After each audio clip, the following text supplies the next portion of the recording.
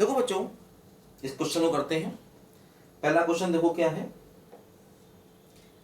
Sigma cos inverse alpha i from 1 to n equal to 0। ये पहला question है हमारा, है ना। देखो तो देखो हमें निकालना क्या है, हमें निकालना है sigma alpha i from 1 to n। देखो इसकी वैल्यू चाहिए। देखो ध्यान दो, आई को 1 रखोगे तो क्या बनेगा बोलो, कॉस इनवर्स अल्फा 1।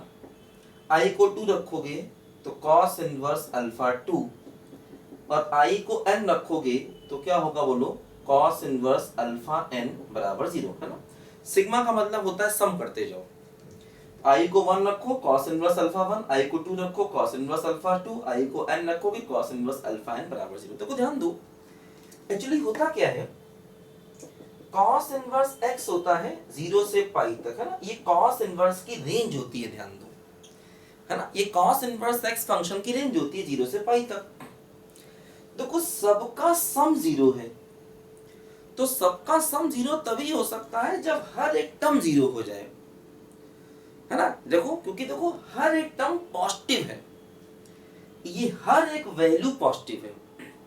तो देखो जब हर एक वैल्यू पॉजिटिव होगी, तो हर एक वैल्यू अगर पॉजिटिव है तो इसका मतलब उसका सम 0 नहीं हो सकता। सम 0 तभी हो सकता जब हर टर्म इंडिविजुअली 0 हो जाए, क्योंकि देखो हर एक टर्म पॉजिटिव वैल्यू ले रहा है। तो इसका मतलब देखो ये हुआ कि cos इनवर्स अल्फा 1 भी 0 हो गया, यानी अल्फा 1 बराबर cos 0 यानी 1 हो गया। इसी प्रकार cos इनवर्स अल्फा 2 भी 0 हो गया, तो अल्फा 2 बराबर cos 0 यानी 1 हो गया, है ना। Similarly cos inverse alpha n भी 0 होगा, तो अल्फा n बराबर cos 0 यानी कि देखो 1 होगा, ध्यान दो, है ना। क्योंकि देखो सारे टर्म 0 हैं, इसीलिए, है ना, हर एक टर्म की वैल्यू 1 1 1 1 हो जाएगी, ध्यान दो। क्योंकि सबका सम 0 है और हर एक टर्म पॉजिटिव है, तो पॉजिटिव टर्म का सम 0 नहीं हो सकता। वो तभी हो सकता है जब हर एक वैल्यू इंडिविजुअली 0 हो जाए। वही देखो हमने किया, मतलब अल्फा 1 भी 1 आ गया, अल्फा 2 भी 1 आ गया, और अल्फा n भी 1 आ गया, ध्यान दो। देखो निकालना क्या है, निकालना है sigma alpha i from 1 to n, इसकी वैल्यू चाहिए।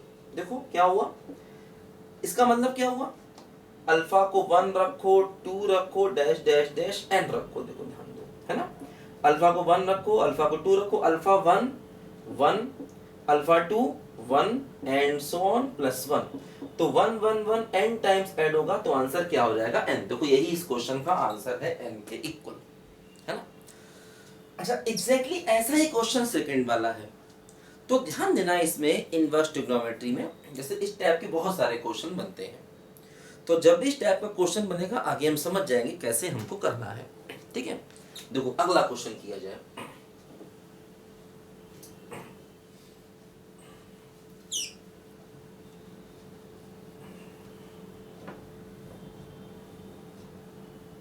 देखो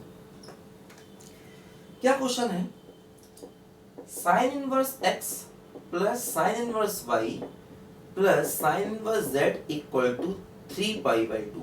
देखो ध्यान दो, साइन इनवर्स x की रेंज क्या होती है, -π/2 से लेकर के π/2, ये साइन इनवर्स x फंक्शन की रेंज होती है। देखो सबका सम 3π/2 है, तो तीनों का सम 3π/2 कब हो सकता है, क्योंकि देखो हर एक की मैक्सिमम वैल्यू π/2 है। तो सबका सम 3π/2 कब हो सकता है, जब हर एक टर्म π/2 हो जाए।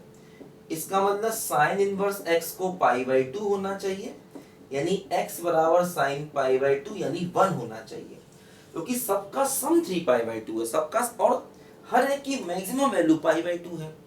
तो तीनों का सम देखो 3π/2 तब हो सकता है जब हर एक टर्म इंडिविजुअली π/2 के बराबर हो जाए, यानी कि साइन π/2 फिर से 1। इसी प्रकार साइन इनवर्स z बराबर π/2, तो z बराबर साइन π/2 यानी 1। यानी कि देखो x भी 1 हो गया, y भी 1 हो गया, z भी 1 हो गया। हमें क्या चाहिए, x plus y minus Z.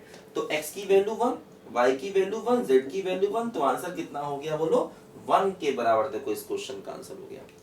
ये तो वो कुछ भी पूछ सकता है, x y z में कोई भी रिलेशन बना दे, है ना। बस हमें x y z को इंडिविजुअली निकालना आना चाहिए, वो हमने पहले ही निकाल लिया।